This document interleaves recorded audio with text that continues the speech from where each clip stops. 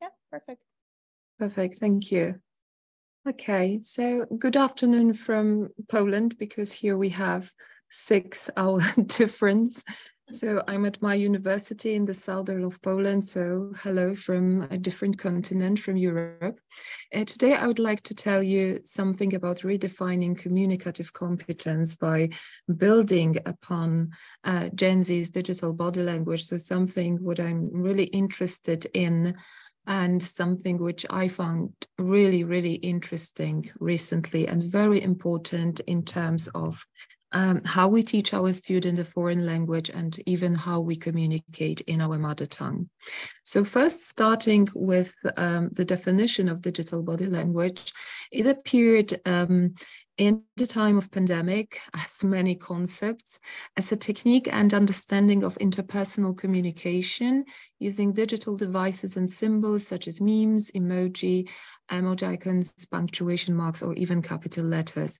And the book by Erika Duan from 2021 brought really interesting perspective to what we know as social media and communication via different types of online communication. So the examples of digital body language are, for example, liking a message, using exclamation marks, using emoji, emotic icons, like I said, adding even the phrase, have a nice day, at the end of an email. This is also the example of a digital body language, and replying quickly to messages. So not only what we do, but also how we do that. So like I said, this has become a new concept, and it has gained prominence after the pandemic outbreak.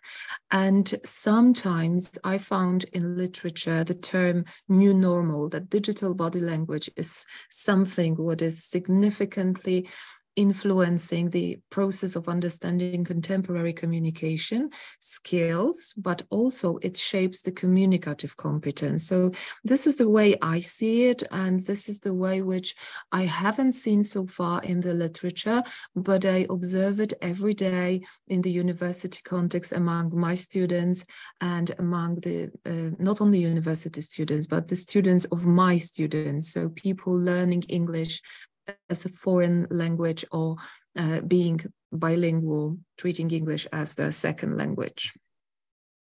So I definitely on purpose put here the definition of communication, which might seem a bit outdated, but those of us who work in the field of psycholinguistics or linguistics in general, we know that the definition by Widdowson, everything he did in the field of communication, is something really significant.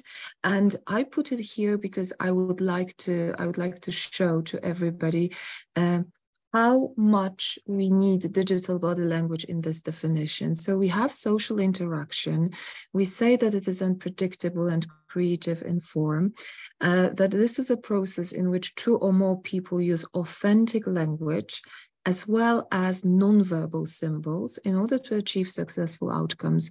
And everything, when you compare it to digital body language and the way we all communicate as we sit here, we all communicate every day with our friends, family, but also in terms of some administrative issues or at our work.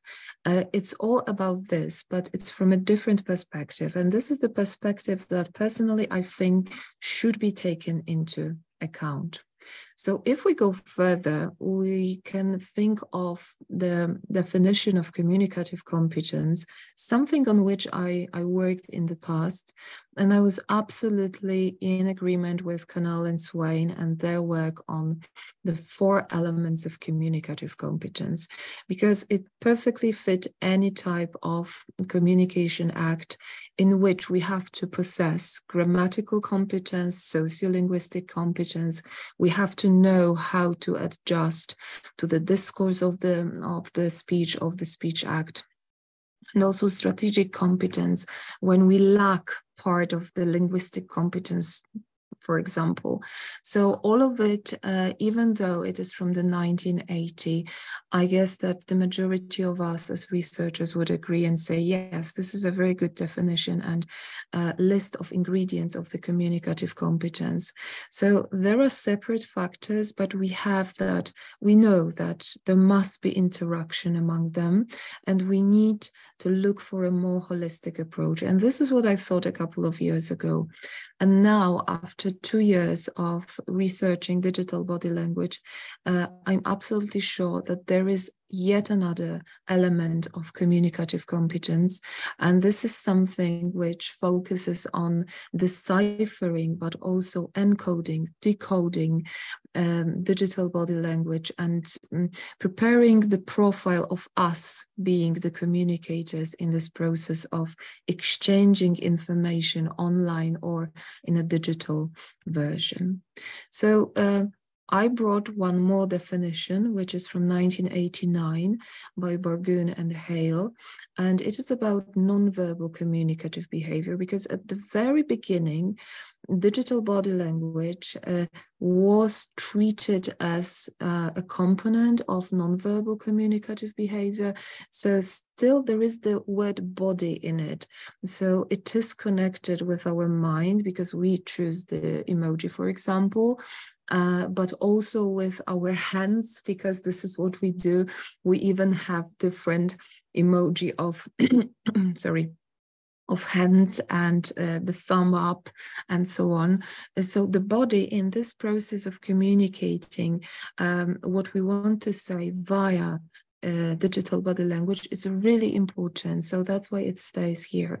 So when we look at it, we see that they pointed to those attributes or actions of humans other than the use of words themselves, because we have memes, we have TikToks, we have GIFs, which have socially shared meaning. This is so important. And I was so shocked that after so many years, of over 30 years, we still have this definition really valid and really up to date, apart from the fact that they spoke about nonverbal communicative behavior and we speak about digital body language, something digital. So they are consciously sent or consciously received and have potential for feedback from the receiver. Just think about the emoji or anything you send to your family, friends, or co-workers. It really is similar and on a par in terms of effectiveness when you compare these definitions. One more, not so outdated, because Paul Ekman repeated this definition and claimed that nonverbal communication has 5 functions. And again, when I look at it, I've thought, oh my God, the digital body language has exactly the same functions, and they can be treated as the basic function of repeating, substituting, complementing, accenting, contradicting. We all have it, plus so much more, because the pictograms bring around many more messages that we can think of in terms of nonverbal communication. So this is something I already had, but I like the quote, new normal, and it is really something what significantly influenced the understanding, but also shapes this communicative competence. And when I was writing the book in 2017, it was published then, I was thinking about the definition of the communicative, very effective communicator. That was based on the language. I was interested in language and in affective factors. And now when I'm working on this digital body language in communication, in education, I'm thinking, okay, so what is this part in the profile of the effective communicator? So I was thinking that it is something more than just language usage, language use, all of the affective factors for which I'm so grateful, because my work on communication and teaching people how to communicate more effectively was pushed forward thanks to the work on willingness to communicate and communication apprehension and perceived communicative competence, by the way, by John McCroskey and Virginia Richmond from Canada. And I'm so happy to talk about it here because it's really important. But still, apart from some strategies, this is the reference to Tehran, I'm so much wondering how the largest group of online communication participants, characterized by highly developed digital body language, meaning Gen Z, Generation Z, how they perceive it, how they explain it, how they understand it, and how they can interpret the messages sent as the form of digital body language. First of all, if we want to talk about Generation Z, we have to think about the characteristics that they have and look at them in terms of everything they present, because as always, it is visible in the language, it is visible in the communication styles. So what else? They live on social media, they communicate through online messaging, they use memes, emoji. I'm used to pronouncing this as a GIF, but my students sometimes say GIF. Voice messages, like voicemails, which they just record on WhatsApp or on Messenger, and reaction pics. So all of it that we can see here is about their personalities, is about what they present and how they feel about their communication styles and how they feel about their lives. This is everything which is just coded here. And I suppose that for me as a psycholinguist and educator, this is something what I really need to decode, because without that, I cannot teach about communication and I cannot research communication. It is just impossible to do it now. I'm a millennial and still I also communicate via digital body language. And I find more and more parts of a Gen Z in me. So it must be really important also for this psychological part of me as a person. So the research project was really big, I guess, because we prepared together with my team closed and open-ended questionnaire. We gathered 200 answers. And we also had some in-depth interviews. And like I said, we wanted to analyze different aspects of digital body language from their perspective. So the main research question was, should communicative competence be redefined due to the need to include this digital body language? So here we talk about multiliteracy and language instruction, which should adapt to the reality we have. So what are the reflections that I would like to share as some starters, maybe for further research? So telephones are associated with convenience. They have the interpersonal relationship with them. During the lockdown, the convenience of remote communication turned into a necessity for everybody, not only for Gen Zers. And they also think about all the affective factors like anxiety and the superiority of messaging, because they can easily deal with the anxiety in such context. Digital communication, which offers the opportunity to use visual tools, they are the generation of visual language, and the lack of face-to-face interaction is a sense of security, yes, when you start conversation. We have this social anxiety among them and this aversion to interact with strangers.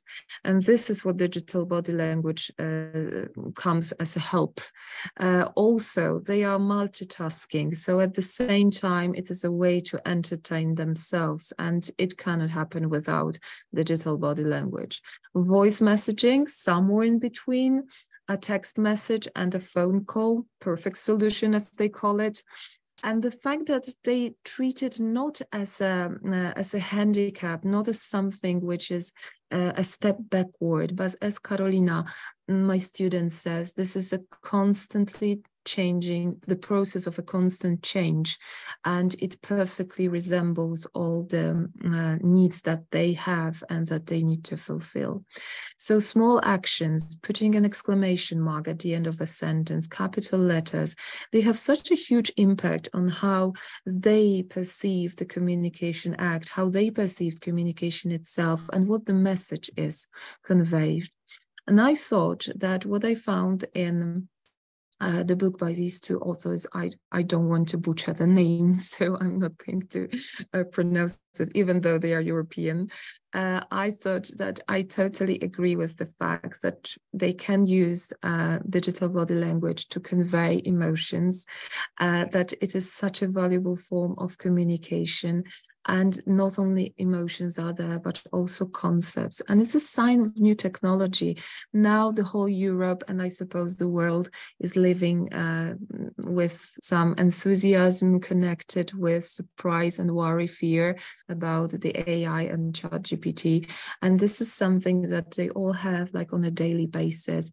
And this is the cross-cultural gap which is filled in thanks to that. This is what I have already said, and this is something really important to me because I also work on relationships in classrooms and facilitating psychophysical states such as well-being and the whole expression of language, which really helps. So if you would like more info on that, if you would like to see the research results, further research, and other projects that we are working on, which includes willingness to communicate, translanguagic, Gen Z, and AI in EFL or TEFL, and well-being in general, I would really like, and I'm open to contact. So if you could just please drop me a line. And I'm so sorry because I exceeded the time a bit, but thank you for your attention. Thank you very much.